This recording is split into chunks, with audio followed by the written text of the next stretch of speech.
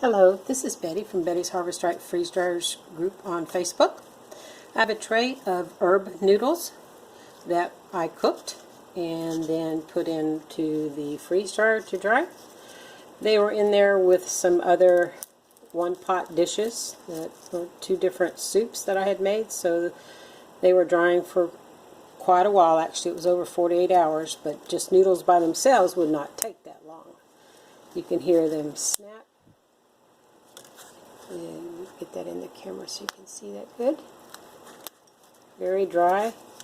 Let me put a couple of those in this dish with water so that you can see some rehydrate.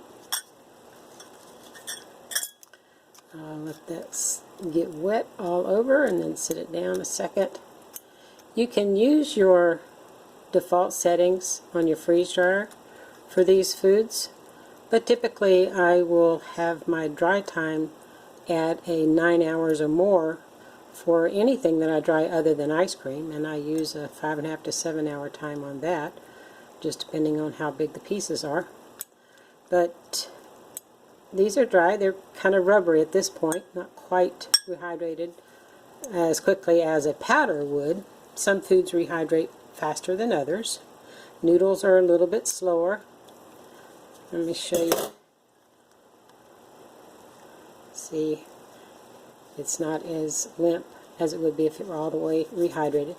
But you can always put your liquid in your food, put it in the refrigerator, cover it, and let it sit overnight if you needed to, or maybe just an hour or 3 hours might be sufficient, depending on your food item. The noodles would be a good addition to a quick meal that you can have in your long-term food storage pantry. You can use these actually for your short-term as well. Maybe include it into a meal in a jar and take it to work for lunch. Have a meat sauce or vegetable to add to the dish. They would be very handy to have on traveling excursions, camping, hiking, etc. If you'd like to learn more about freeze drying at home using a Harvest Right Home freeze dryer, come check out my Facebook group called it's called Betty's Harvest Right Freeze Dryers group on Facebook. Thank you so much for watching.